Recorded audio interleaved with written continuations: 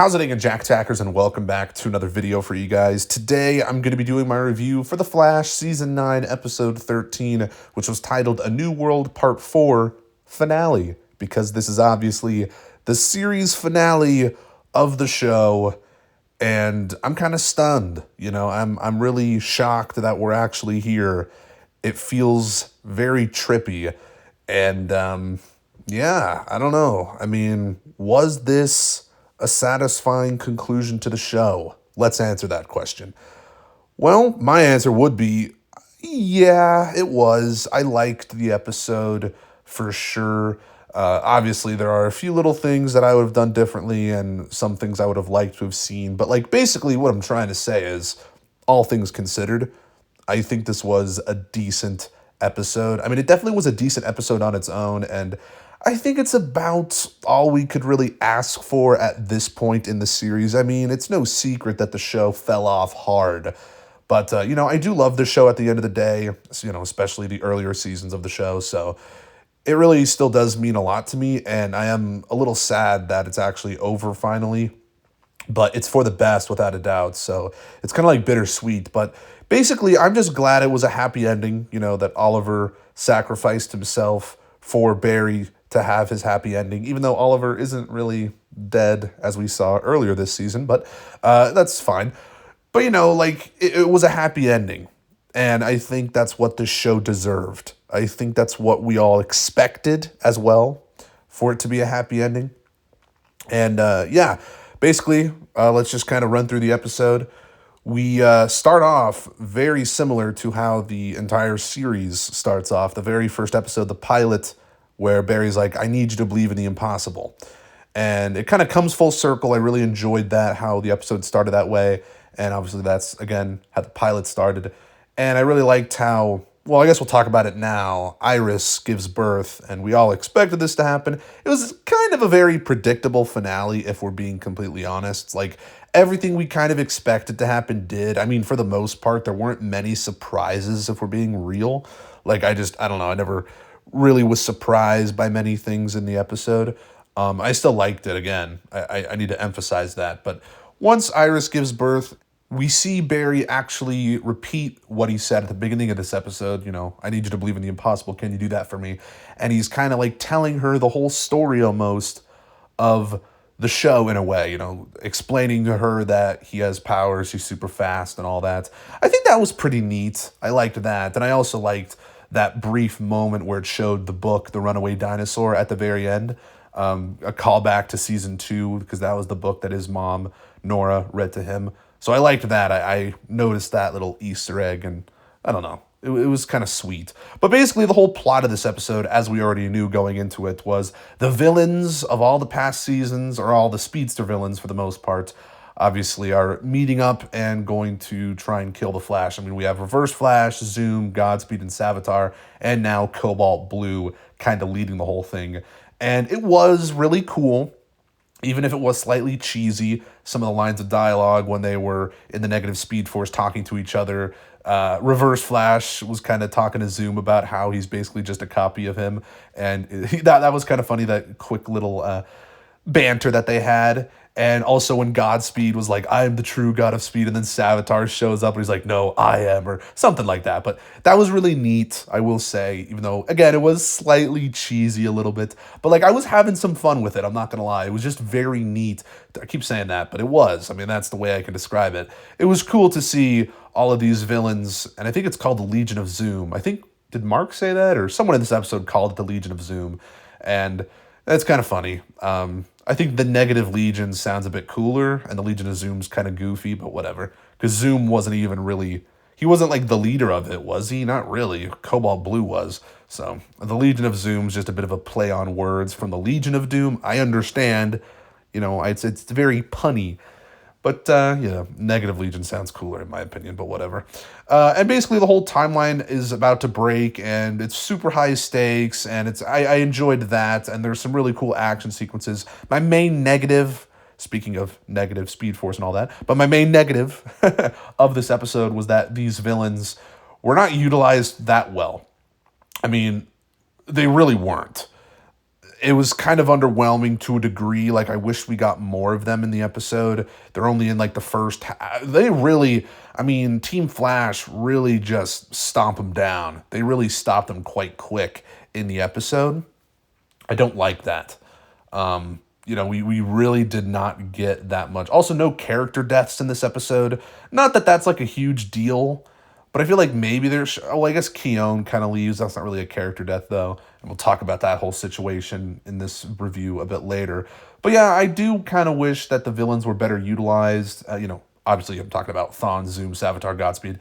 I wish they were in the episode a bit more. We got to see a bit more of them. Maybe they should have been a bit more in episode 12. Like, maybe they should have just been in the season a bit longer. I don't know. I think that would have been cool to see more of them. Although it's a little expensive maybe to do that. I don't know. But it was still cool to see them.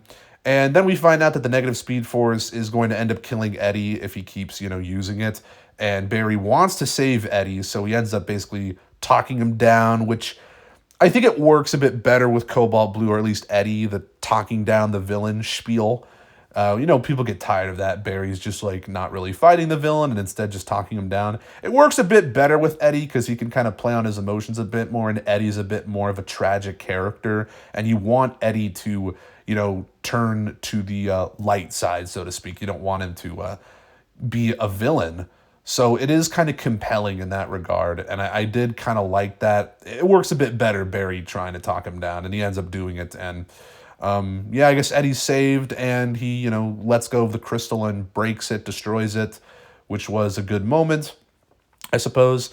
And earlier in the episode, I'll talk about this. Reverse Flash almost kills Chester, and this is kind of what I was talking about with no character deaths. Maybe Chester should have died, I'm not going to lie. Just to show, I don't know. Should he have died? I do like Chester, so I don't know. But that was, I guess, kind of intense at first when Allegra thought that he was dead. But then we find out towards the end of the episode that he has powers from this because of he has like black hole powers. Back in season 6, science, he's BS. I don't know. He has powers now, though. Okay. Everyone has powers in this show. That's kind of annoying, but whatever. And then, as I mentioned, Iris gives birth, and Nora is there. It's kind of annoying, I'll be honest. Like, Nora from the future, I don't think she should be here.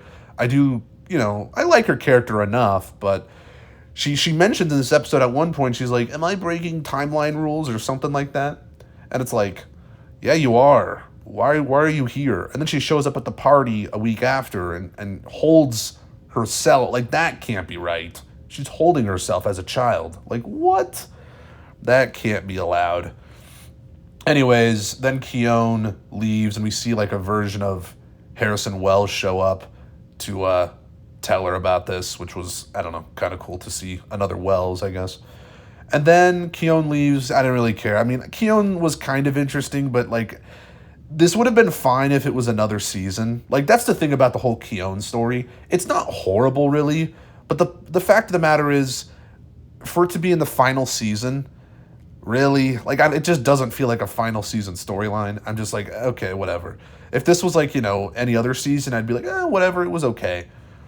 But yeah, then Caitlin returns. So basically, Keone leaves her mortal body, as she phrases it. She has to leave and be with nature or whatever. Who cares? I don't even really understand her powers. I don't really think anyone does, unless you're a nerd. But yeah, Caitlin's back. That was really wholesome just to see her reunite with Barry and everyone and Team Flash. I'm glad that they did that. Everyone had been saying they wanted to see Caitlin return. I myself included. I wanted to see Caitlin back.